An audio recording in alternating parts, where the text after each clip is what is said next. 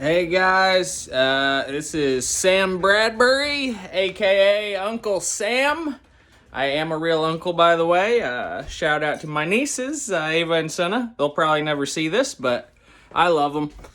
And yeah, been going by Uncle Sam on the internet. Seems like a pretty cool moniker to have, and I don't know. I've embraced my Western American side in the last couple of years, and the last month or so, I have been sitting around quite a bit. In between jobs right now, trying to get something else going. I gotta get some income coming in, or I'm gonna be fucked soon.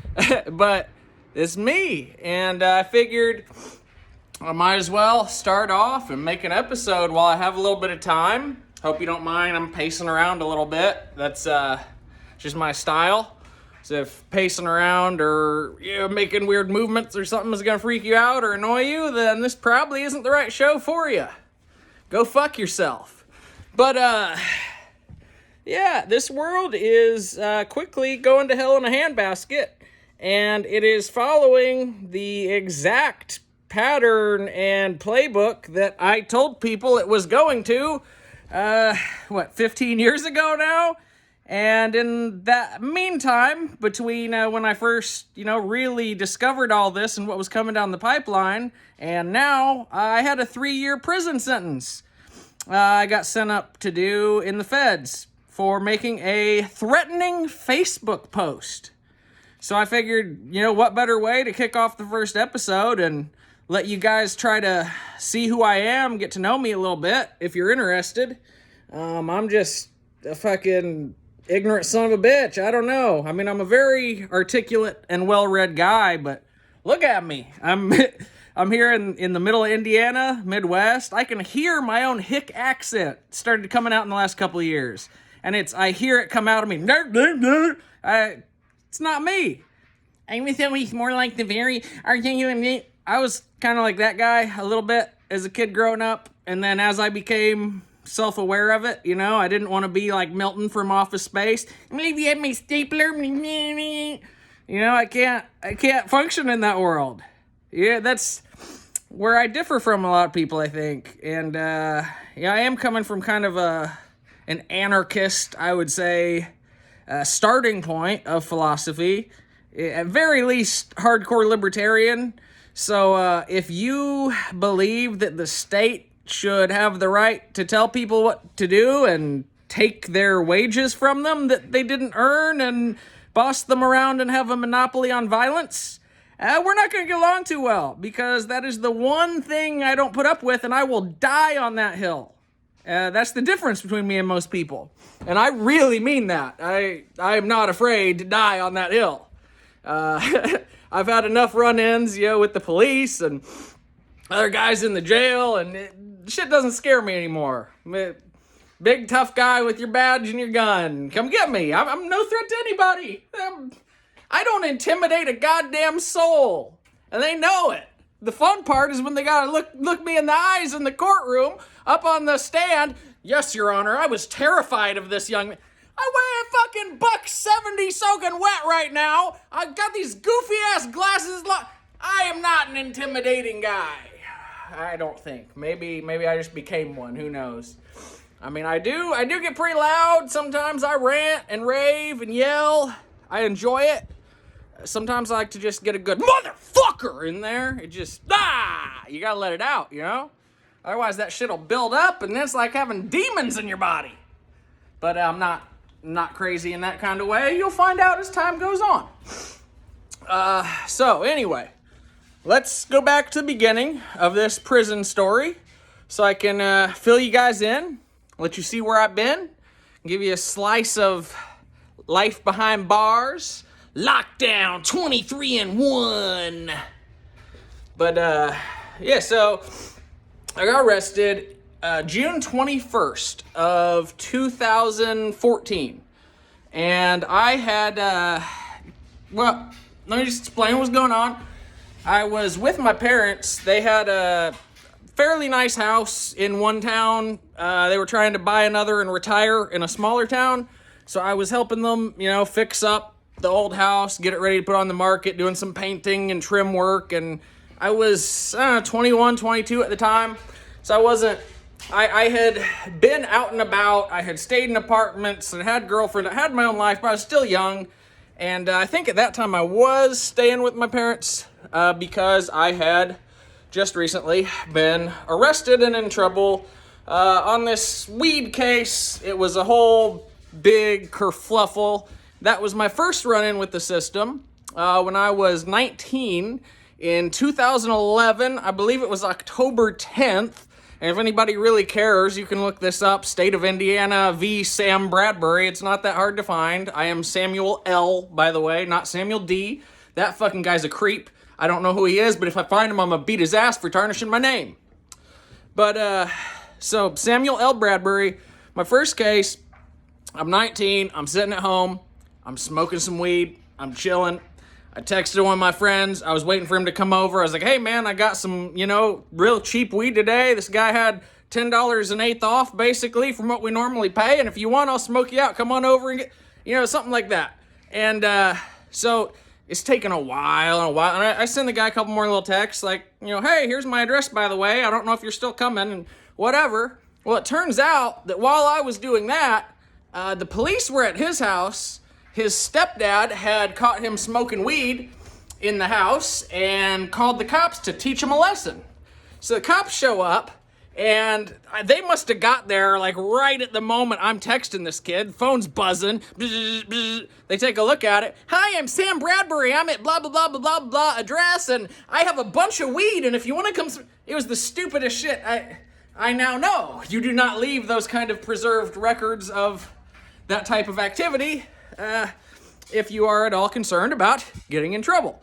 And as such, I freak out these days. When somebody sends me a text like, hey man, you know where to find some some stupid shit like that. No, I don't. Quit talking to me. If that's all we got, don't bother. Yeah, I'm not interested in getting involved in your little druggy world again. I did that once. It was cool. It's in my blood. I am an addict through and through. That is my nature. But I don't waste my life and energy and time on hard drugs and on shitty people anymore. Smoke a little weed here and there. Come get me, coppers. But that's all I do these days. Drink a little cup of kratom tea once in a while. That's really it. Back in the day, I did a lot of shit. But the first time I got arrested, I wasn't into any hard stuff. I dabbled with some psychedelics, smoked pot. I was probably popping a few pills here and there, but no habits, it just wasn't our thing. We were into having fun. Me and my little crew, my friends, the weird stoner kids from the suburbs. We just wanted to hang out, have fun, play video games, listen to music. And I was also in with the punk rockers. That kind of became my crew. And of course, when you hang out with the punk rockers, everybody gets in trouble all the time. And you're with the kids from broken homes, and everybody's poor, and everybody's got shit on them, and everybody's, face and name is known by the police, so they'll fuck with you just when you're walking down the street just because they can. And at least in my town, I'm in Lafayette, Indiana. And I started noticing this shit when I was about 13 or 14. I'd see that, I had friends that were skateboarders. I could never skate, so I wouldn't go with them. But they'd go out to skate, and they'd come back on Monday. Yeah, man, I got a $100 ticket. This fucking cop broke my board, blah, blah. Every single time they would go out, the police would, track them down and fuck with them. I mean, I swear to God, it makes no sense. They'd be skating big, wide open, paved sidewalk made for bikes and pedestrians, and you would think skateboards. But that's when I discovered that a lot of things are crimes that shouldn't be, and that it's a lot of fucking fun to fuck with the police. And, a prank a day keeps the dog leash away. Crime a day, a little civil disobedience. I do not advocate violence, and if you're a violent person, fuck you. That is not what I'm talking about. We can get violent with words. I will throw down. We can have a rap battle, poetry slam contest, whatever. I'll do that. We can get as violent as you want with words. I'll kill your mother and fuck your dog in words, but not in real life. I don't mess with people that are violent. That's a low vibrational mentality. That's somebody that doesn't know how to use their words, how to communicate, Nah, I don't have time for that. And a lot of guys were like that in jail. So we're going to get to that. So, we're starting at the beginning. I'm partway through here, so I'm getting arrested for weed. These cops show up at my house. I answered the door with a half ounce in my pocket, because I really didn't think they were cops. My girlfriend at the time made a joke to me or something. She's like, oh my God, there's cops at the door. And I heard somebody knocked. Quit fucking with me. Let me open it right up and boom, slap the cuffs on me. Mr. Bradbury, you are being detained. Blah, blah, blah, blah, blah. I don't think they read any Miranda rights or anything at that point, but they tell me I'm being detained, slap some golden cuffs on me. And at this point, I'm starting to freak out because I'd been running a research chemical operation online, which basically meant buy bags of some quasi-legal, they were legal, but what would be considered kind of gray area chemicals. And back at that point in time, it would have been like the JWH series, cannabinoids, if anybody's familiar, basically the original spice chemicals, methadone and methylone, the 2Cs, 2CE, 2CC, that stuff was great, boy, I wish I could get it again. But so I sold some of that on the side, and I was very careful about how I labeled everything and following all the laws, and I never got in trouble for any of that. But the cops show up, they get me in handcuffs, and I got a box with like 2 or 3 kilos of random white powders just chilling in my room from my little mail order research chemical business. So now I'm freaking out, and I'm also in cuffs on my own porch with 3 cops there. And I'm trying to like negotiate this with my girlfriend, like, hey, if you can find a way, get in there and just flush this shit, please. Like, we gotta get rid of it. Because I don't know what they're gonna do, but I know the cops around here, if there's a way they can press a lookalike charge, or they can take that back to the lab and say they found fucking cocaine in it, I'm gonna be sitting for 20 years. Like, period. If they had a way to present evidence that it was cocaine, even if it was patently false, they grab some shit from another evidence locker. I've seen the cops around here do that kind of stuff.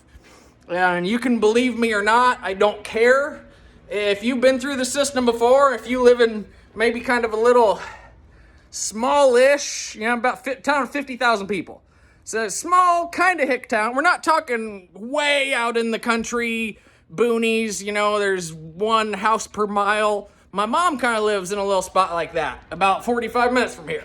So I know what that's like too, but Lafayette, town about 50,000 people. So I don't even know what that's comparable to, really. Average little middle of nowhere suburban town in the Midwest. That's what I'd call it. If you're used to living in LA or New York City, this would seem like the rural bumfuck Egypt experience to you. And I can say it is not. It is actually worse, because you end up getting all the worst traits of a city and all the worst traits of being in the middle of nowhere rolled into one. And this whole town is a prosecution racket. Tippecanoe County, I don't even want to get into it. I'm thinking about running for public office in the near future, and if I do, I will be sure to expose all this every chance I get. But we've had judges sitting on the bench that were active cocaine addicts. We had some of them that were part of organized crime cocaine rings. I knew guys who were selling pounds of weed that were paying off the cops not to arrest them, and they knew them by name, address, phone. Yeah, I know how it goes. I was part of all that. And so I got some experience. But when I'm 19, these cops come, they put me in the cuffs. Girlfriend manages to get in. She's, hey, it's really cold out here. I need a sweatshirt, blah, blah. She manages to go inside to grab a sweatshirt. They're not watching her too good. She manages to throw some shit down the toilet, but it clogs up on her. And so now they're pulling her out on the porch like, hey, I don't know what you're doing in there, but I'm going to charge you with obstructing justice. Get the fuck out. You're being detained, blah, blah. So now we're both sitting there in gold handcuffs. They show up with a squad car, and the guy tries to get me to let him, into the house. Hey, we're going to get this warrant.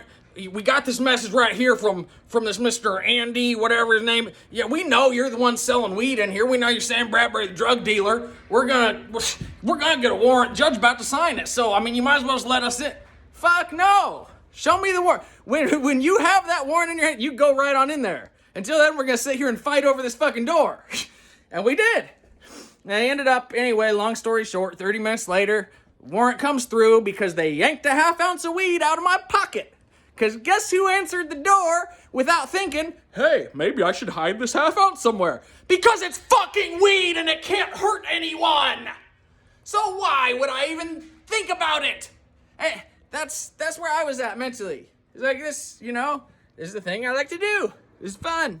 It seems to be beneficial when it comes to killing cancer and helping with nausea and seizures, pain, and all these things. I'm not thinking that this is a crime. And then you see the juxtaposition when these fucking jackboots show up using their violence with their clubs and their guns and their pepper spray. They come in cussing and swearing, throwing cuffs on you, pushing you around, because they get a kick out of it. I know I've been cussing a lot in this video too, but some days that's just how it goes. If you can't handle a couple motherfuckers, then go fuck your mother. I don't know. But, so I got arrested on that one.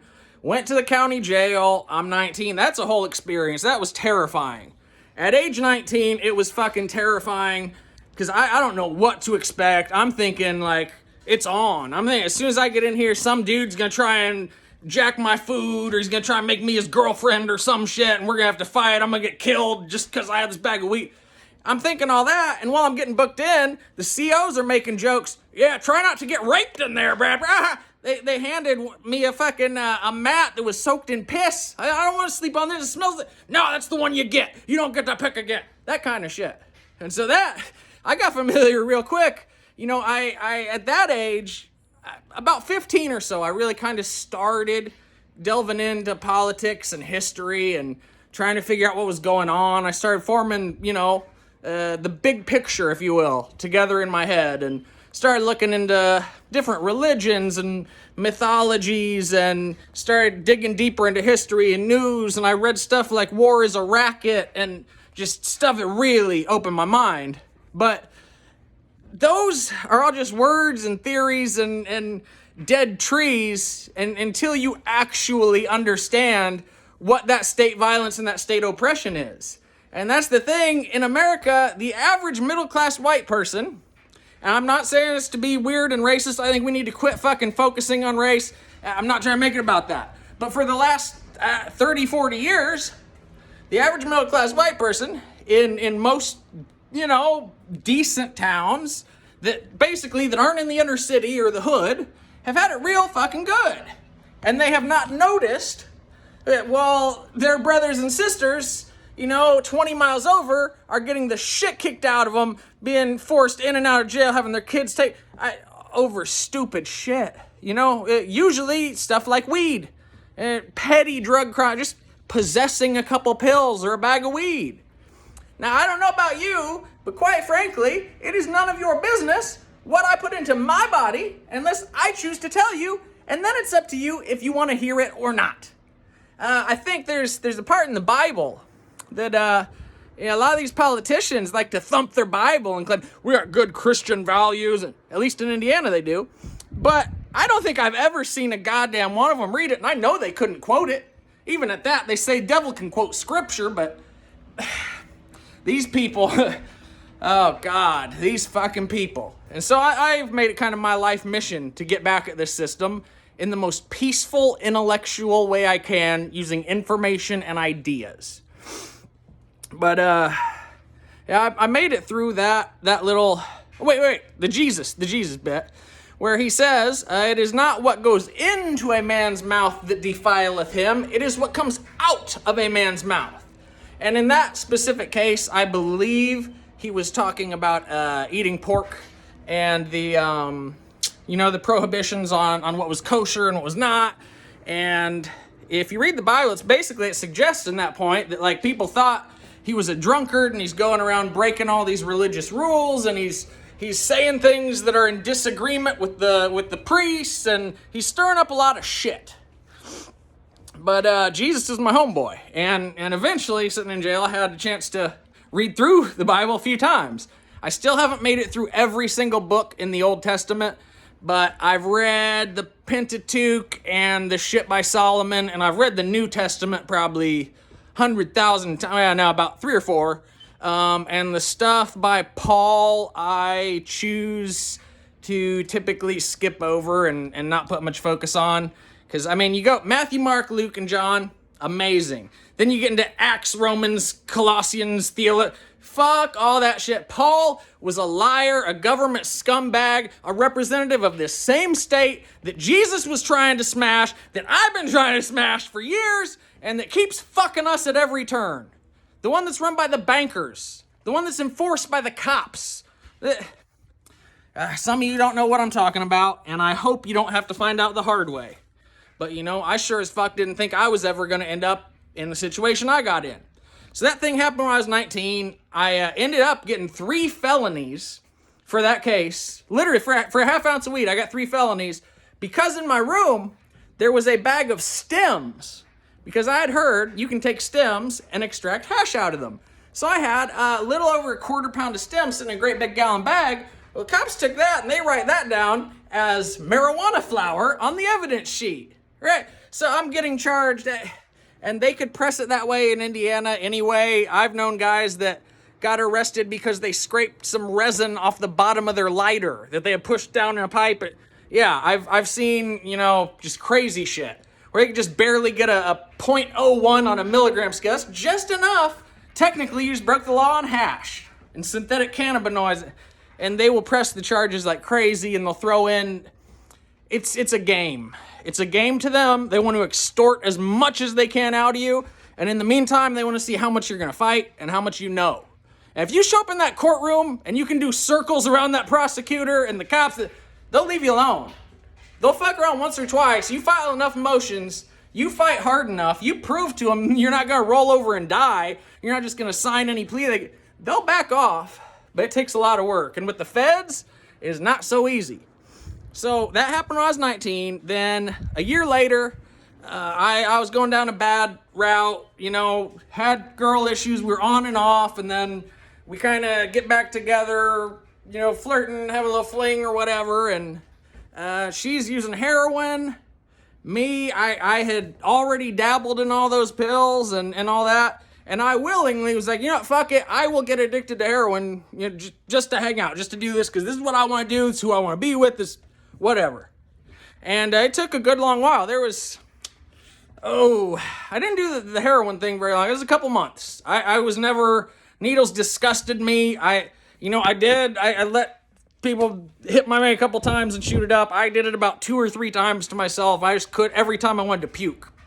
Every time I just picture, you know, my parents watching me and thinking about, you know, they raised me as a child, and I'm sitting there tying off with an electrical cord, putting God knows what into my veins I got from some shady dude off East Washington Street down in Indy that, no. So I'm glad I'm past all that. But that was where my life was going. So I racked up these 2 charges. I had 3 felonies. I got fucked over by my lawyer. Once again, should have been a little misdemeanor case, but ended up getting stuck with 3 felonies for possession, dealing, and maintaining a common nuisance. Because if you have little bags of nondescript powder and a lot of balls and a couple scales and shit laying around, they like to press that as a charge because they think it means you're up to something. And they don't know what. They don't know if you're just a druggie sitting around having a great time they couldn't possibly understand, or if you're selling some shit and giving somebody else a great time they can't understand. They don't know. They just don't like that shit. But the truth is, most of them doing drugs too. And in fact, the night I got arrested, one of the cops, I believe Officer Halisack, might have been Linderman, I still remember their names. One of those 2 officers picked up the bag, he looked at me and he looked at that. This looks like pretty good shit. I'm gonna smoke this tonight. Yeah, I never got, you can try to petition them. Oh, prove you still have the evidence. Yeah, good luck with that. Good fucking luck. And especially when you're 19, you go and you get a paid lawyer, a guy by the name of Kirk Freeman, by the way. If you are ever traveling through Lafayette, Indiana, do not hire Kirk Freeman. That man is a criminal, low-down scoundrel piece of shit, and I will tell him to his face, as I have many times before, when I run into him in the courtroom.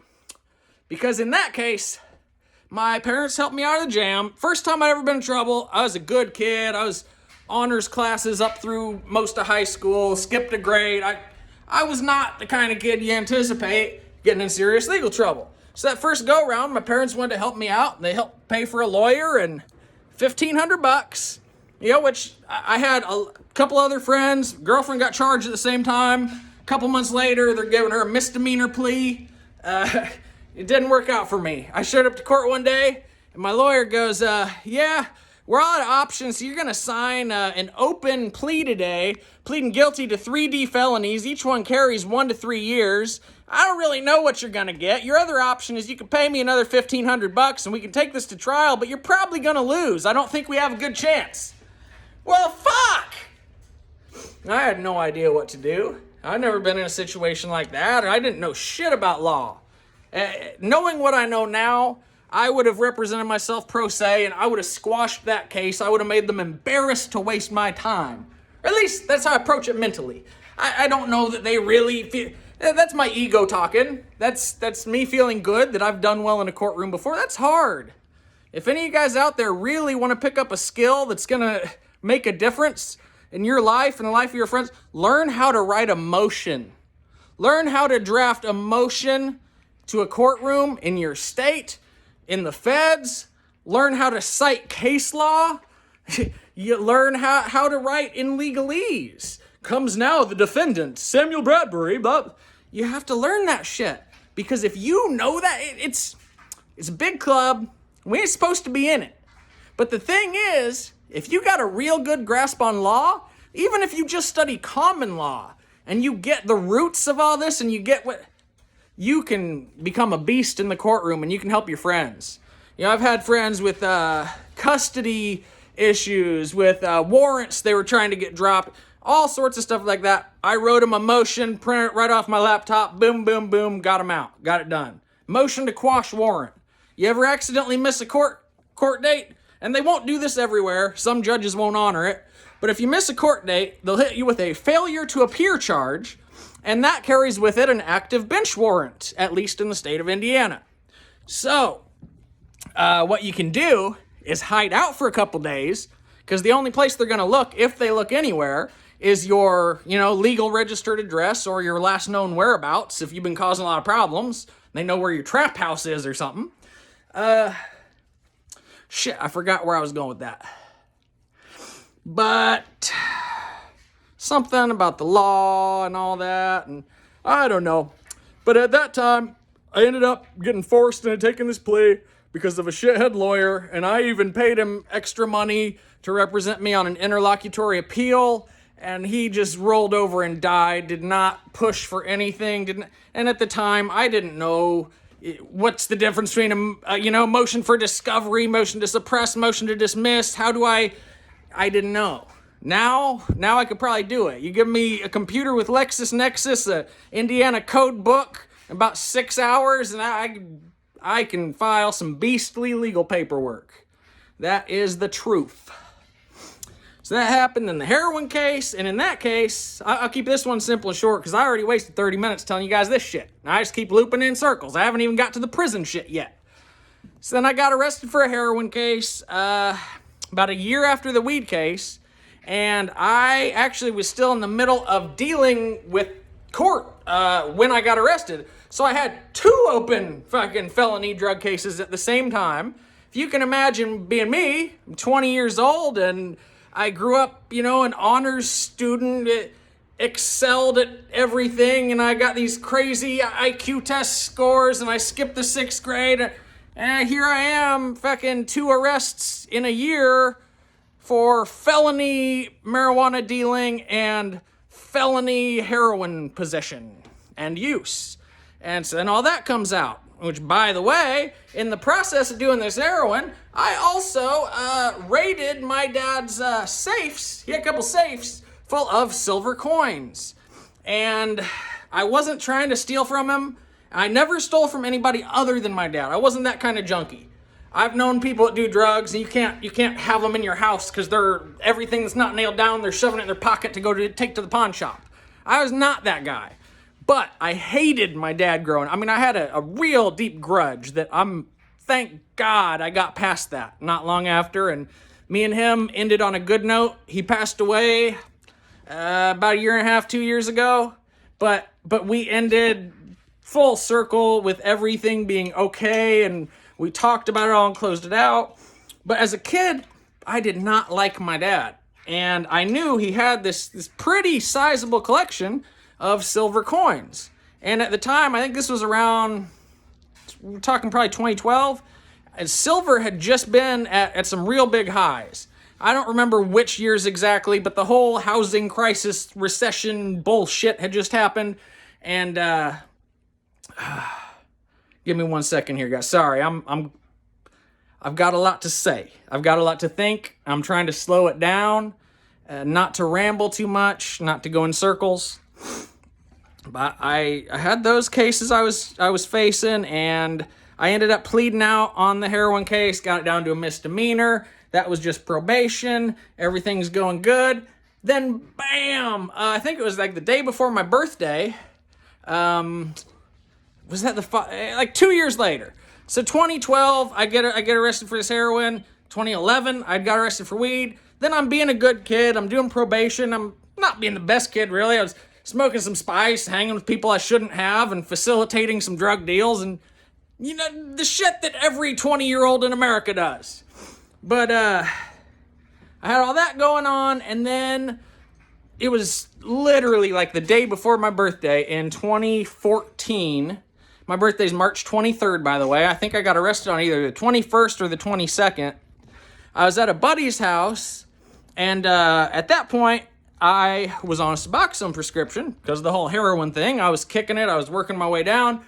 But it was script day. So that's script day is, for those of you that don't know, that aren't addicts with prescriptions, that's the day you go to CVS or Walgreens and you get your fresh script. And because it's a brand new one, you can use as much as you want and you don't have to worry. And so on script day, I go down there and I had a script for 4 milligrams a day of Ativan. So I'd take like 3 days worth, just right off the rip, 10 milligrams, wow, crunch it, chew it, put it under my tongue.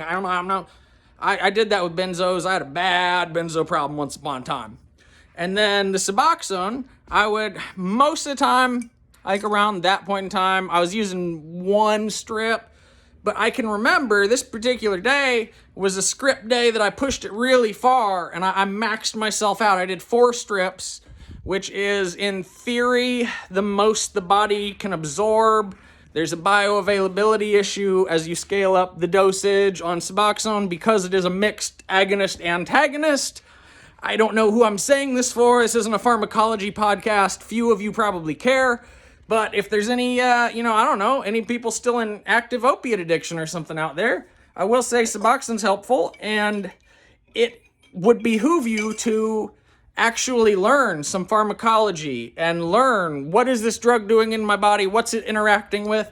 What can I do to help mitigate and to keep myself healthier and safer? How can I reduce my harm and my dependence? That's what you need to do.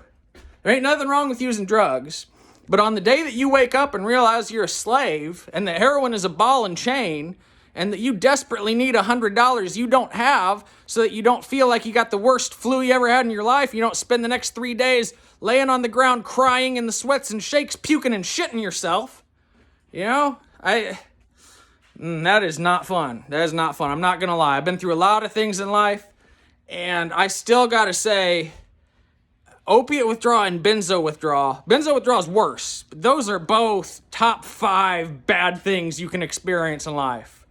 That's it's right up there with like heartbreak, death of a close loved one. There's not really any physical pain that's even comparable because it's a combination of like unbearable physical sensations and the mental that goes with that, and having been, slowed down forever, and then all of a sudden you bounce back and your body's overly excited and energetic, but also in the most pain and the most malfunction it's ever been. And that was my life for several years. I was a dope fiend, opiate addict, I didn't use a lot of heroin. I didn't shoot up a lot. I did that for a couple months. Mostly I took pills. And I got into Suboxone. And once I was on the Suboxone, I quit messing around on the streets. I quit buying stuff off people, and because if I failed those drug tests at the Suboxone clinic, they would cut me off. I failed twice, and I had to sign a letter that was it. They weren't giving me any more chances. And in the process, I argued them into giving me the benzos because they did not want to do that, especially with me being so young. But I can be a manipulative guy, I guess, when I really want something. And I remember I sat down with my counselor at the Suboxone clinic. I said, look, You see, I failed the last couple times for these bins. You keep telling me not to take them. Well, look, I'm fucking addicted. I can't stop taking them. Like, it's worse than coming off the fucking Suboxone. I can't do this. So I'm just going to keep on taking them and keep on failing. But it would be really helpful if you could go ahead and just give me a prescription so that I don't get caught by my probation officer and go to jail for it. I know you guys aren't going to send me to jail. You might cut off my script. I'll try and figure something out. I'll buy them on the streets. I'll go to another clinic. But, yeah. So anyway, I had those charges, blah, blah, blah. I get arrested on this DUI. So now I'm starting to sound like a real fucking vagabond career criminal here. I promise I'm not. I had a couple years of stupidity and partying in my late teens, early 20s, same as a lot of people. I just got caught more. I'm louder and give less of a fuck when it comes to authority. So most kids, the police tell them to do something, or the cops show up and they take it in this intimidating way. Like, oh my God, and they want to comply. And there is something in me. It has to be genetic. There's something in me that the minute I get a vibe from that cop, that he's doing something untoward that he should not be doing, that he's stepping where he shouldn't be stepping, that he's interfering with something positive, I just go off. I'm ready to fight them physically. I'm not a big guy. Usually I don't. I know better. I know to stand there and, yes, sir, no, sir, okay, take me to jail. But it gets me riled up, and I have before screamed at them and come at them, and I've met some really not very nice cops in my life. But I got that DUI. I get out after, I don't know, I'm in there for like a week. I go through withdrawal that whole time. I get back on Suboxone again, blah, blah, blah. And so now I got a stack of 3 charges. I'd worked my way mostly through the heroin case. So that's pretty much done. But this weed case is still floating over my head 3 years later that I got in 2011. And now I have to worry about this DUI. And when I see the judge, he's already made a comment 2 or 3 times. Well, you keep using substances and blah, blah, blah. And we're just going to have to send you to jail, teach you a lesson. So I'm dealing with all that. And I'm stressed at that point. I have so much going on. I'm not good at keeping up with it. And at that point, I'm not real well versed in law. And there's a lot of shit I'm not doing right for myself. I'm not taking the initiative. I don't have discipline. That's really the biggest problem. I had no personal discipline. And I think that's probably why I gravitated so strongly to drugs, because they were like stop and go pill. Like I can take one particular type of drug, boom, it gets me going, I'm motivated, I'm moving. I can tell my body what to do, if that makes sense. It's like picking the right key for the right lock. If I'm feeling a certain way, like, some, amphetamine would be nice today. I need to write. Like, some fucking opiates would be great. My back is hurting and I would really like to sleep deeply. But I don't mess with opiates anymore. After coming off the Suboxone in prison, I don't fuck around.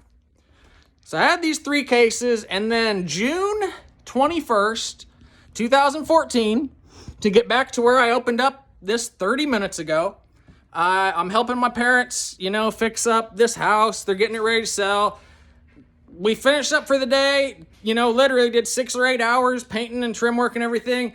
I'm riding back home to the other house in my mom's car, black Ford Fusion, 2008, if you can picture that. 6 cylinders, pretty nice. I drive it still this day. But I'm sitting in the passenger seat, and we're going down, about a mile from my house. And that house was pretty rural. We were not way, way, way in the middle of nowhere, but we were a good probably 3 to 5 miles from where there was any kind of town or activity going on. It took 10 minutes to get to the gas station, and that was the closest thing, and a McDonald's. Like that. We could go 20 minutes and be right in town and whatever, but a little bit in the country. And so we're driving, all of a sudden, cop behind her hits his lights. I look at her, she looks at me, because I've been arrested 3 times at this point. God knows, my mom probably assumes I'm running a criminal operation by then. And, the lights were for me. Cops swarmed from all directions. We were approaching a 4-way stop. And from all 4 directions, I got hit by cop cars, state, county, local. So Lafayette, West Lafayette, Tippecanoe County Sheriffs, Indiana State Police. And there were a couple guys that got out of the car immediately, trained their AR-15s right dead at me. They want me to know, like, you are at gunpoint, do not fuck around, we'll kill you. So, okay. So your passenger, stick your hands out of the vehicle and keep them where I can see them. Now lay down on the ground, get on your belly, and crawl backwards to the sound of my voice. Hey, don't make any sudden movements. It was kind of like that. Because he's telling me to crawl backwards to the sound of my voice, and I don't know what was going on in my head other than like, fuck this guy. But I'm feeling in my pocket, I noticed there's a lighter, somehow or another. So I reach into my pocket to grab, and they freak out. The guy flinches. I'm lucky I didn't get shot. Because they all yell at me and everything. And so then they slap me in handcuffs, and I really am not sure what's going on at that point. But I get to thinking back. I'm like, 2 days ago, I did write this big stupid joke on Facebook talking about blowing up a courthouse. That might make them mad, but it was 2 days ago, and I deleted it after 30 minutes. There's no way they would even know or see this, or they couldn't hold me on that anyway. So I thought. So I got to the police station, and they asked me, do you have any idea why we're arresting or detaining you right now? I said, well, honestly, I have no idea. I really haven't done anything. The only thing I can think of is the other day I made this Facebook post that, if you saw it, you probably wouldn't like it. I said something like that. And that was what essentially they cited as the evidence of culpability, that I knew I had done something wrong. That's what fucked me over. So kids, if the police ever want to take you back to the station and they say, we just want to sit down and talk for a minute, maybe you can give us some information, we'll help you get out of here quicker. You help us, we'll help you. We're not going to press any charge. It's not like that. We just need to talk. Don't trust them. Lawyer up. Tell them I'm not going to answer any questions without an attorney present. I would like to, use my Miranda rights. I would like to use my Fifth Amendment right. I'm going to remain silent. I'm serious. I think especially for younger people or people who have never been through that situation, it's intimidating.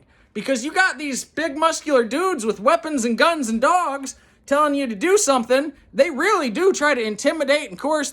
Just go ahead, give us his name. I know, just his name. Come on, we know his phone number's in your phone. We're going to get it out of there. If you just give us his name, you'll get off a little quick. Fuck you. I don't even know his name. I don't even know what you're talking about. I don't know my own name. Where am I?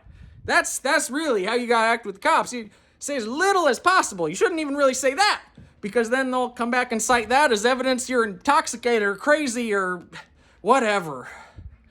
But, so I'm at the police station on this thing. I'm trying to talk to him. I was a little bit tipsy. I had been sipping on some rum while I was painting. It was towards the end of the day, and at that time, I was on Suboxone. I had just kicked the heroin and the hard shit. I was just doing what I could to maintain a little buzz and not get in trouble, basically. And, I was also on probation. And the thing is, although it was not illegal for me to drink alcohol, because I was 21, 22, it was illegal for me to drink alcohol on probation. And, once they get me down to the police station, they start running the name, and the guy comes in and tells me, you're definitely going to violate your probation for this one. You're twice the legal limit. You're not supposed to have... So I already knew I was fucked. I have these other 2 cases still pending that basically my word back from the judge, we'll give you this one last chance. You get in trouble again, you're going to serve this time. And I had like 2 years stacked up on top of my head. And that was what I was worrying about at the time. I was thinking, man, they're going to end up hammering me on this fucking weed case. They're going to make me serve out some time in jail or house arrest, work release. They're going to make it hard. But it turns out the Facebook post really was my big concern. So they ended up arresting me. I thought at first they were just going to send me home after the police station. But they end up arresting me. They take me down to the local county jail. I get booked in and all that. And I sit there for 3 days. And I finally make it to my bond hearing, which usually happens the next day. So it's already been delayed. Every morning, I'm waking up and withdrawing my little cell. I'm running to the phone, making a $15 call to my mom. Hey, Mom, you heard anything about Corey yet? Can you get me out? Blah, blah. And, she's being great and putting money on the phone. And I have the best parents you could ever ask for. I think maybe sometimes a mom was almost too supportive, too enabling. But I'm also not a normal human being. And I don't think she could have handled me. I don't think anybody could handle me. With where I was at, with what I was going through, and just the person I am and the kind of energy I have, nobody could stop me. Just, I can't stop me, you know? And so I get arrested, sitting there for 3 days, go to the bond hearing. They delay, again, they put off this bond hearing like as far as they legally can. Because I think they have it's either 48 hours or 72 that they have to bring charges. And then they filed for an extension at the very end of that to do another 72 hours. So I waited 6 days, I think, before I got my real court date. 5 or 6 days. And I go in, and, it's finally my turn. I get up there. I just saw this guy right in front of me had a battery with a deadly weapon. B felony, carries, I don't know what that would be, like 5 to 25 years or something. They give him $1,000 bond. $10,000 surety, he only needs $1,000 cash to walk. And I mean, you could tell the guy did it. It's a case against his girlfriend. I mean, you read his paperwork, this is not a guy you want on the streets. This guy is scary. He pulled a knife on her fucking guy. Whoa, hold that guy. He should not be out on $1,000 bond. But I see that, and I'm like, fuck yeah, they're letting people go today. It's gonna be sweet. I'm just gonna get up there, tell them what happened, they'll let me go home. So I get up there, and the judge says, yeah, prosecutor, is there anything you'd like to say? And the prosecutor goes, well, Judge, the state is requesting higher than standard bond in this case. We're requesting bond in the sum of $1 million. And what the fuck? So my mind just blew wide open. At that point, I'm in shock and can't even comprehend what she said. I've never in my life seen anyone in this town get $1 million bond. That's reserved for serial killer child molesters who are also public enemies. It just doesn't happen. I got $1 million fucking bond. The judge said, I'll go ahead and grant it. This young man, I could see he may be a danger to himself and the community. So blah, blah. Because I wrote a very extreme Facebook post. And I suppose I should have probably explained that first. Because without understanding that, this story probably doesn't make much sense. But I had a buddy named Tony. And me and Tony been friends at least since high school. He rode my bus. He was just kind of weird, quiet kid in the corner room. And, over time, we worked a couple jobs together. We made some mutual friends. We liked the same music. It's we weren't best friends, but, still to this day, I talk to Tony. He's part of my little circle of friends, the handful that I have. I'm still rocking with the same crew. But he's telling me, I went to the hospital the other day. I had this problem. I got stabbed. I think it was something like that. It was something way out there. He was out doing some wild shit, I guess.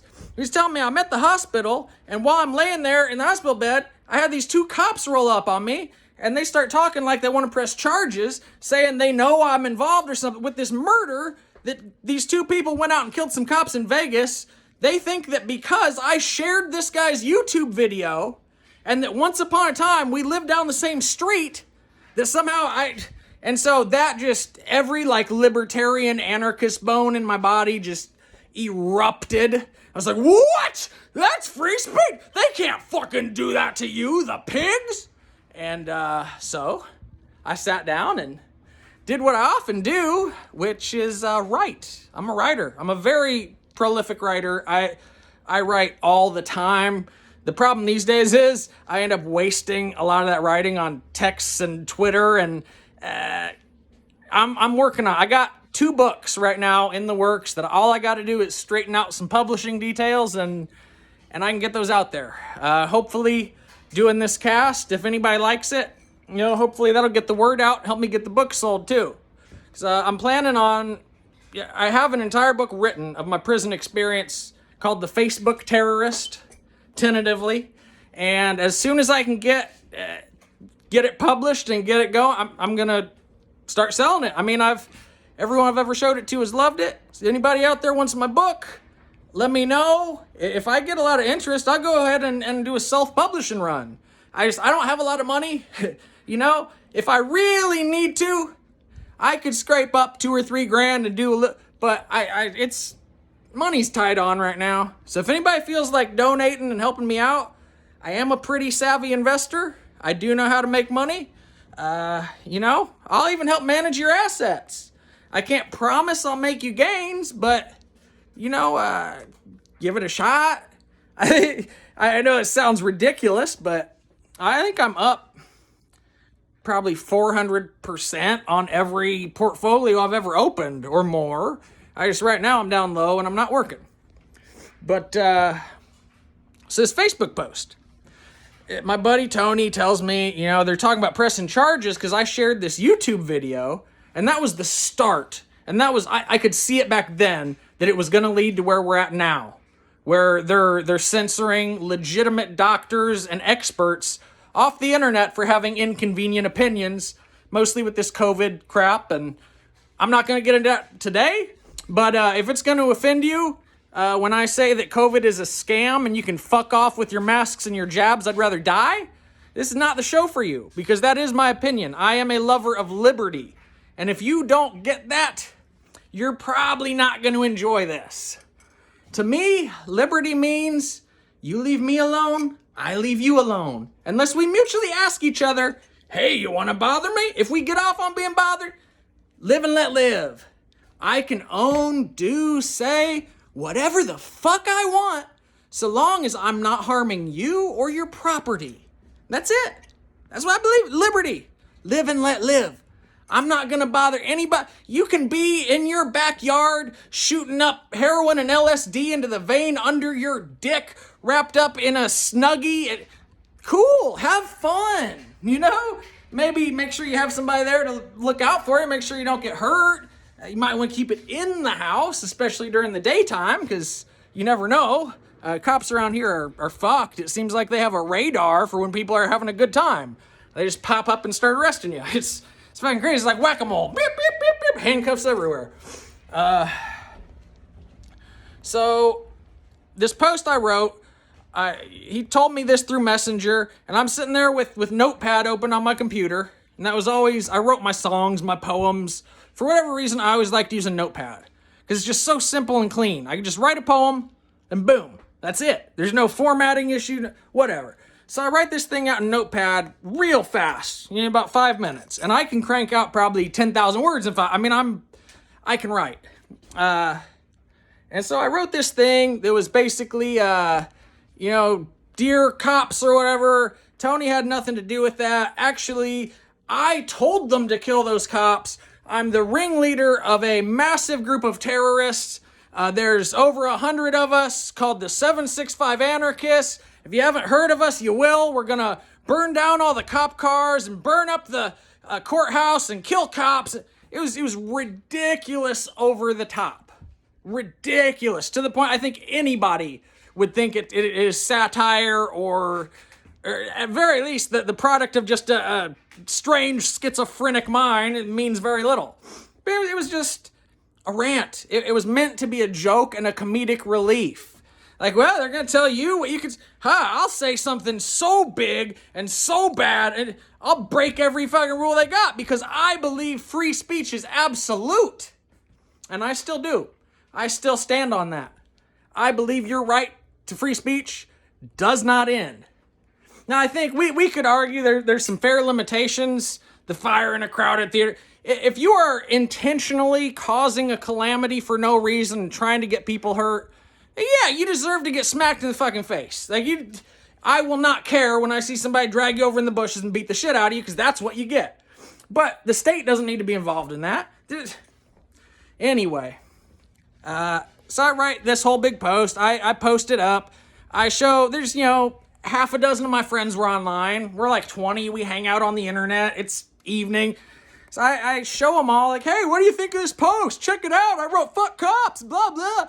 And I had 3 or 4 people look at it and immediately be like, Sam, I know what you're trying to do. I get it. I think it's funny, but dude, take that the fuck down. We're in the Patriot Act era. We're in the, don't do it. You're opening yourself up for trouble. You named some cops and this is a bad idea. And as soon as they said that to me, I sat there. It took me about 10 seconds. You're right. I deleted it. It was up for a grand total of, I think we determined in court it was 28 minutes. It was something like that. Barely up for a blip. But in that period of time, there was a girl who I went to high school with who was on my Facebook friends list. I completely forgot she even existed. It was just one of those, you click confirm request and it just sits there. And my post was set up so only my friends could see. I only had 250 friends. This is a small circle. I'm not a big popular guy. I had 200 friends on here. So I'm figuring nobody's going to care. They know my humor. They know my style. They know my, extreme speech and whatever. But, yeah, 2 days later, whoop, whoop, whoop.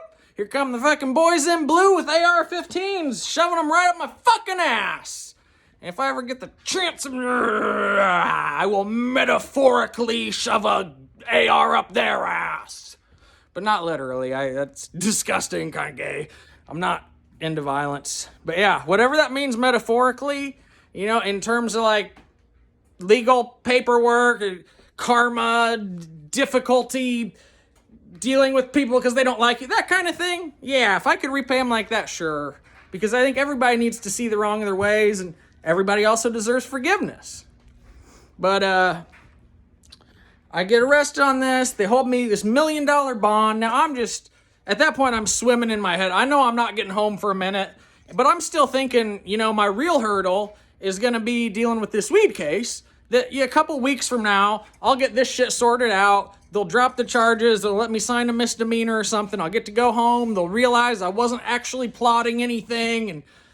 And but it wasn't that simple. Because the day after I get this $1 million bond and find out I'm not going to be able to go home, mind you, I'm 7 days in withdrawal now. I'm drenched in sweat. Literally hadn't slept in 7 days, but I'm like on the verge of falling asleep, but my body's so uncomfortable, it just won't. Been diarrheaing every 30 minutes for a week. It was bad. And I wake up that next morning and I hear, a little, the CO over my speaker. Cause like in the cell, on the wall, they got a little box, kind of like a light switch, but it's an intercom box. They got a speaker. If you're having an emergency, you're supposed to press the button. It reaches the CO in his little secured bubble. Hey, CO, I need help. And in theory, they would come help you. In reality, they ignore the buzzers and people actually die of perfectly preventable and treatable health conditions in our county jail. Couple a year anyway. I personally know a guy who died because they wouldn't give him his heart medication. And that's the kind of shit I was worried about going in there coming off 4 milligrams of Ativan a day. Because if anybody doesn't know, coming off benzos is about the same as coming off booze. And if you don't know what that's like, you can actually die. Your body becomes dependent on it in such a way that it keeps everything suppressed, depressed, everything moving slow. And then the rebound effect when you quit doing that can be so extreme as to cause grand mal seizures and potentially kill you. So, at that point, I'm thinking my issue is this weed case I haven't finished yet and my withdrawal. And I'm thinking, maybe, if nothing else, a bright side that I could take away from this, will be that I could get clean.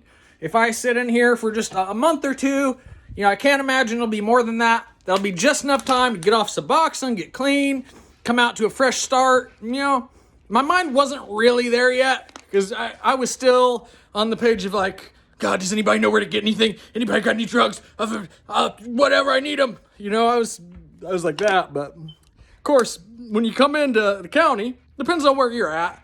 But most places, especially a small town, there's not a very good chance that you're going to get any drugs or substances right off the bat. I mean, if you're lucky, once you get into general population, you navigate around, there might be something. You can probably get a cigarette. You might be able to get some weed or some Suboxone. I guess that's a big one nowadays because those strips, they're like the size of Listerine breath strips. You can smuggle those in anything. Anything. Guys will sew them into their clothes if they know they have to serve a sentence out or something. They come in with a stack of Suboxone strips. They'll leave, 10 grand richer and have a great time while they're there. People really misunderstand what that experience is, the whole jail thing. But I wake up the next morning, Bradbury, pack your shit, you're leaving. What? So now I'm really confused. I'm like, I'm leaving, where? So I just assume, because they don't want to say anything. The COs don't like to talk to you much, and you don't want to be seen asking them a bunch of questions and talking to them around the other inmates either. At least not most places. I don't know how this local county jail works, because what happened next is I got my shit packed up. I step outside of my little holding cell, because for this 7 days, I've been on 23-hour lockdown in a one-man, it's really a two-man cell, but they had me by myself, and I don't remember if I had asked a guard to do that, or if the jail just wasn't very crowded, or if they just noticed I was in bad withdrawal. They took it easy on me. Whatever it was, I was in a cell by myself, locked down 23 hours a day. You get 1 hour, they take you to a little communal cafeteria room, real small, kind of like a day room, but this was for guys that were first coming into the jail. And it's just a small, maybe 6 tables, 6 or 8 seats apiece. And I want to say, I think 3 phones on each side of the room, or it might only been 3 on one side, but between 3 and 6 phones. And they had chessboards painted on some of the tables and shit, but no chess pieces, no game. No. So anyway, I'd go to my little 1 hour rec time every day just to call my mom, but it was miserable. And that jail is freezing fucking cold. I swear they do that on purpose. I'm in there in withdrawal, goosebumps all over my body in this thin-ass, jail smock shirt they make you wear. Fuck that place. I walk out of the cell, prepared. I'm like, oh, hell yeah. The only thing this could possibly be, I'm going to general population. I'm going back to a pod. I know some guys in this jail. They might be able to get me some drugs. We can watch some TV, get some ramen noodles. I'm looking at it that way. I'm trying to look at the bright side. I'm in it. I'm going to go ahead and do my best jail thing that I can. But I step out of that cell door, and there's a guy there, a couple inches taller than me, blonde hair, real just clean cut, pretty good looking guy. I mean, he could have come right out of a movie. He's wearing a suit, a fucking suit. And he extends his hand, shake my hand. He says, "Hi, I'm Agent Troy Wolfert of the FBI. I'm going to be taking you down to Hammond, Indiana today to be federally indicted." I didn't even know what that meant. I had not, wrestled with the term indictment yet.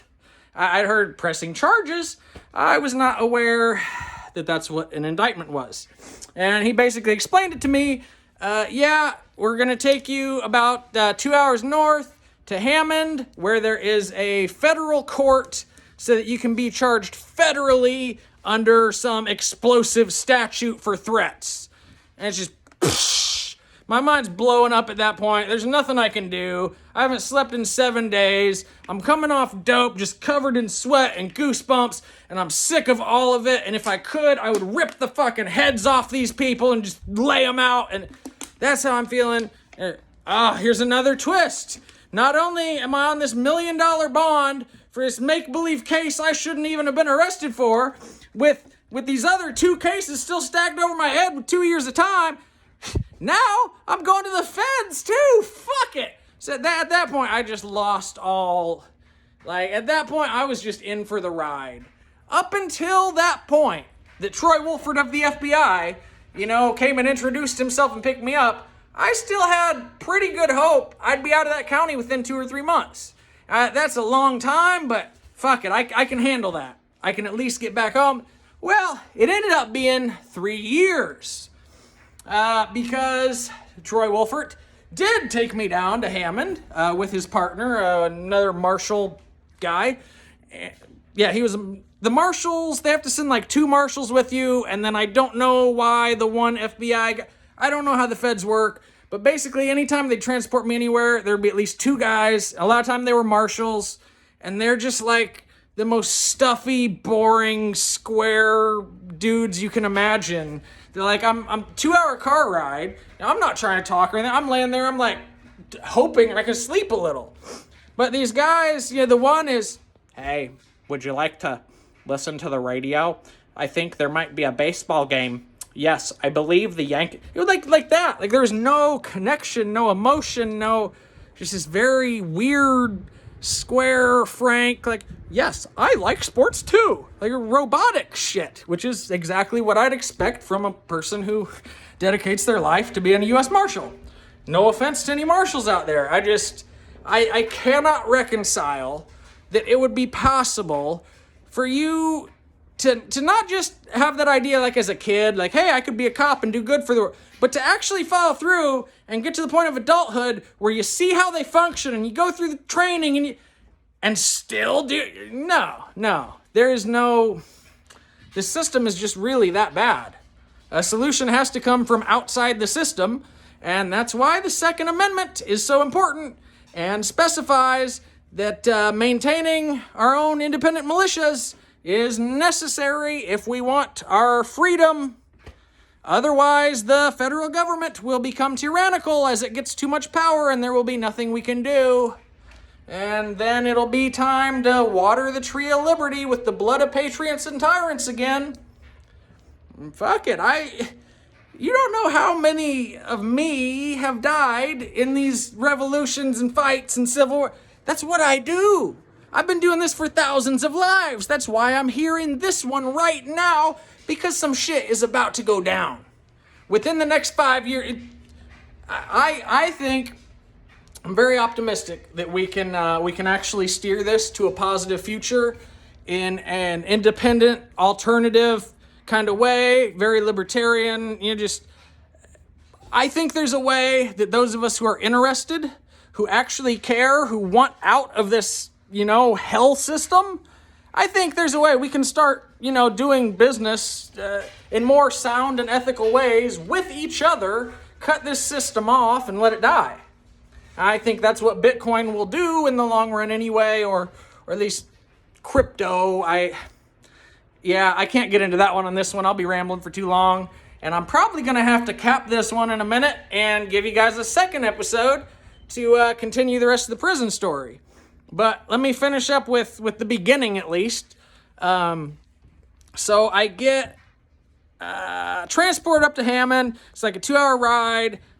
They take me to this weird federal building. I don't know what it is, but they sit me in this little metal cage room with nothing but stainless steel benches, and it's just empty and weird and barren and stuffy. I feel like I've been kidnapped, and I'm in this weird, isolated, freezing place, and everybody's just cold and frigid and like half retarded. Like they have no human empathy, connection, soul. Like you look in their eyes, there's nothing there, It's like, I don't know if you guys can see this, but you look into my eyes, and if you can see into them, I don't know, today might not be the best day, but if you can see in those motherfuckers, you will know there are millions of years worth of lives and energies. That shit right there, that's a portal you can see my soul through.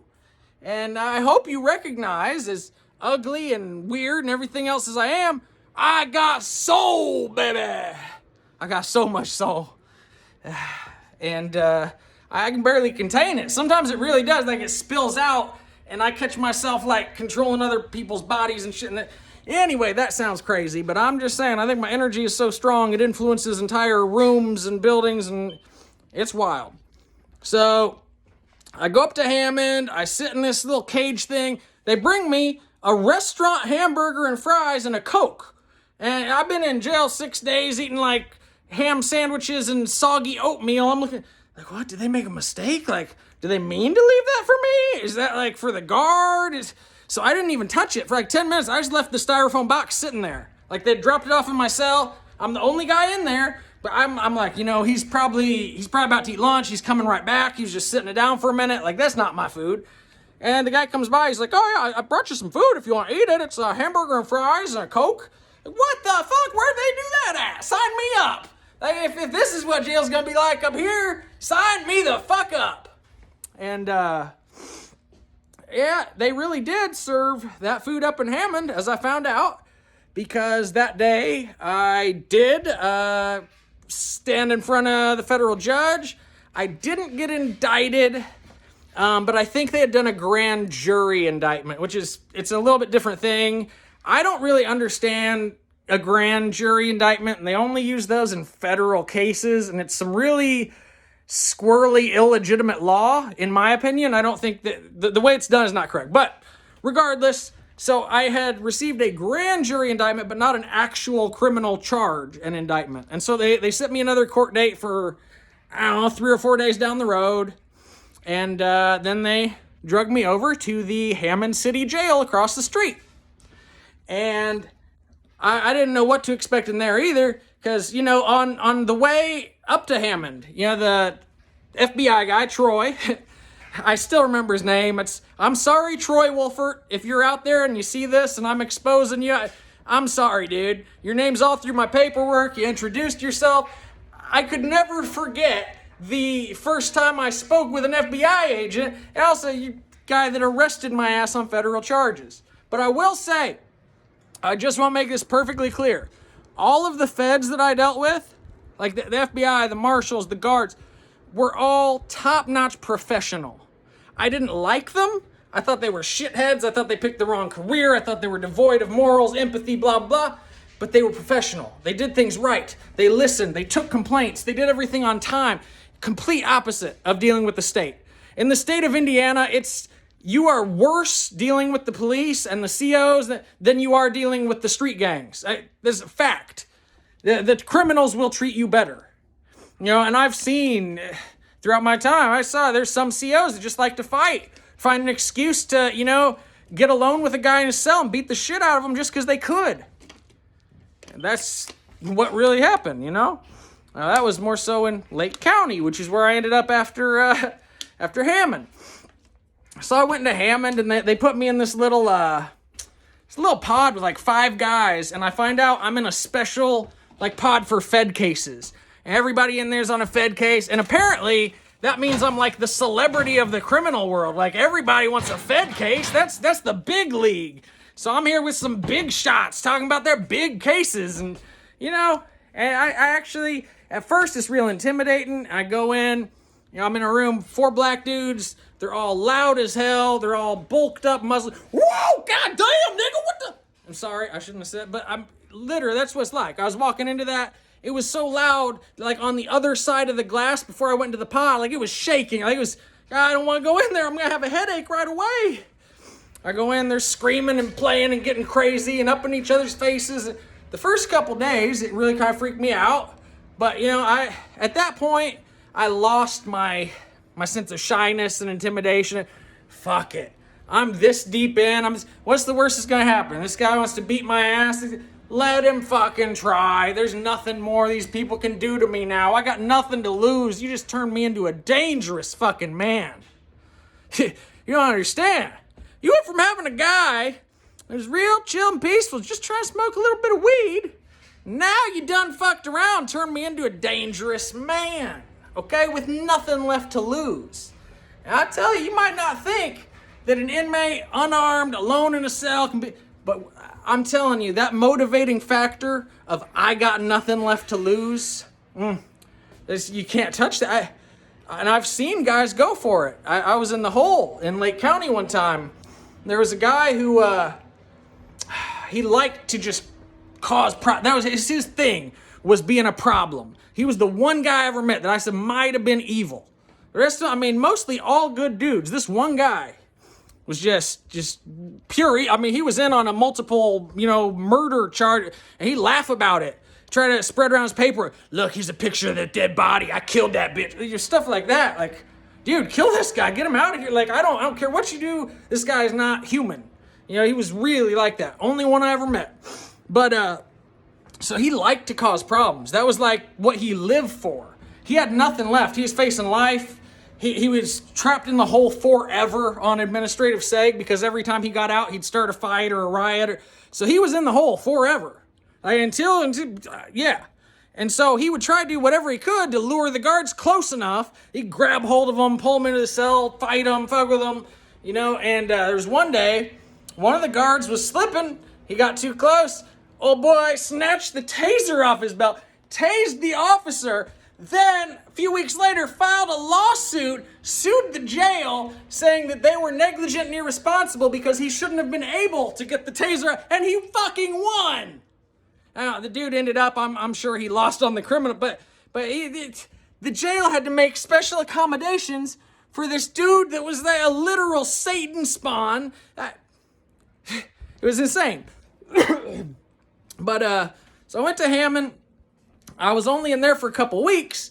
I came to find out that that is not the place you get to stay unless you are snitching or, there's some special circumstance. Like you got paid lawyer, you got, maybe you could probably even do it on your own. You could file a motion and request to stay in Hammond, but even just doing that would look like you're snitching. I found this out, while I was there, and after. They transferred me about 30 minutes down the road to the Lake County Jail, which I should explain. So Hammond is right at the very northwest corner of Indiana where it touches on Chicago. So Hammond is right there beside Chicago. Gary, what's that one? East Chicago. And on the other side, you got like Harvey and some nasty places in Illinois. But I mean, it's a fucked up area. That area, Lake County and Cook County, yeah, it's rough. Anybody that's from out there, especially anybody that's from out there, sees this face, it's gonna be rough for me. I don't got the complexion for the connection out there, if you know what I mean. I mean, no offense to anybody by that, but I got transferred to this Lake County Jail after I sat in Hammond for a few weeks, and once again, they surprised me, fucking out of nowhere. Bradbury, pack it up. Won't tell you where you're going. And so I'm thinking, like, man, something cool happened. I get, like, a special court date, or maybe I'm getting up out of here. Maybe I made bond somehow. Like, they pulled some string. I don't know. But no, they set me in that little metal cage again, and then, 2 hours later, finally, a CO from Lake County shows up. I see Lake County on his shirt, and that's how I know where I'm going. And I've just spent the last 3 weeks in a cell with, 3 out of 5 dudes had all been to Lake County, and all their stories were like, oh yeah, my first fight in there, I smashed the dude's head open with my lunch tray, and then that was when I saw a guy get beat with a mop wringer till he had a seizure. I was like, wow, I don't want to go there, It really, and I mean, that is the really sad thing about our quote-unquote penal system, which I think they probably use the right term, penal, but there is so much disregard for the inmates' well-being and health and emotions, and it's just not good. There's a total disregard for whether or not anybody is helped, or if society benefits, or if anyone is rehabilitated, or all the things that, when I was a kid, that when we discuss these things, we're learning the basics of civics and social studies, and, it all made sense. Like, yeah, we need some rules so that the really bad violent guys don't, do a bunch of bad shit and blah, blah. And then you get there, and you find out the only real bad guys are the cops. Are the judges. They're the ones upholding the organized crime syndicates, and that's why those guys aren't going to jail. You know who's going to jail? The little fucking JoJo on the block that just got caught with 3 grams of meth, and he's getting maxed the fuck out. Okay? But the guy that is actually running that meth operation, that has a ton moving through his place every week, untouchable. Untouchable. He is probably bought and paid for at least the local cops, if not the politicians and judges. And you can think what you want and say what you want about all that. I know a lot of people think that corruption like that exists only in movies, or maybe in certain big cities, but surely it's not a widespread problem. It's pretty fucking widespread. It's bad. It's bad. And I only know this because I know so many gentle, kind, smart, compassionate people that I have seen had their lives just turned upside down and been made into monsters and been made to suffer like monsters for shit like having marijuana in their possession as grown fucking adults. Sir, we're gonna have to put you in handcuffs and kidnap you and shove you in a box and take $500 of your dollars so we can protect you from this marijuana you're about to smoke there. We're going to need to take that too, and you're never going to see it again or ask what happened to it. I'm probably going to smoke it. It's ass backwards, and I will offer this indictment. If there are any current active duty police officers watching this, let me know how you feel about what I just said. Send me a message, let me know the other side. Because, I really, and I look you dead in the eyes and tell you this, I cannot possibly reconcile how you could be a decent human being or even have a soul and work for some of these police forces right now. The way that they're set up and the way these laws are, these war on drugs, that I can't even tell you how many families I've seen broken apart, how many people just bankrupted, how many people taken away for 2 or 3 years, they come back, their whole family has fallen apart without them. Now they're fucked up. They might be part of a gang now, targeted by some violence. They might have got raped or some shit. They come home, their old lady is tricking for heroin. She's got 3 other guys now. The kids are all fucked up. That's what this does. When you think you're going to enforce this kind of bullshit law, just right there. I could not do it. That would be the day I leave the force. And go ahead and put this guy in handcuffs. He's got 3 grams of marijuana. Go get fucked. Put yourself in handcuffs. You're the fucking criminal. I'm sorry. I know I put a lot of F-bombs in this particular episode, but I get fired up. I get passionate. When I start thinking about rights and freedoms and the way that I've been treated by the system and by the police, and I'm one of the fortunate ones, that I'm fucking articulate and middle class and well put together. I can, maintain my composure and handle myself in that kind of situation. I'm not, the black kid from the ghetto that doesn't know how to read his paperwork. That the minute the judge sees him, he's automatically just gunning for the max, doesn't give a fuck. Get this ignorant nigger out of my courtroom. And I'm not saying that to be racist or offensive. I'm saying that because it seems to be the way they think. And on the flip side, I'm sure if you're sitting there as a judge and you got 100 cases a day before you, probably more than that, and, you see over and over again, guy beat the shit out of his wife, neglected his kids, did this. You're going to get kind of jaded towards humanity, I'm sure, but how could you sleep at night, knowing that you're putting people away for not just a week or two, not just like a little, hey, go get cleaned up. We're going to sponsor some. No, you're sitting people down for years sometimes for what they possess. Not for causing harm to anyone, no violence, no destruction of property, because they had something in their possession which you did not like. And that's just absurd. And that is unconstitutional and un-American on its face. And how we ever allowed the Marijuana Tax Act and all this drug prohibition and scheduling to be passed, and how we allowed our fellow citizens to be thwarted in those positions, have their lives ruined, sit in jail for years, and we didn't say anything until just recently? Nobody fucking noticed? Because I'll tell you, dude, it was during Clinton that the worst of the bills got passed, and I saw this firsthand because I was in the feds where this applies. He changed the sentencing guidelines, so if you got caught with crack, all of a sudden you get 10 times the sentence of cocaine. What? So if I have a less pure form, I have less of it, I get more time.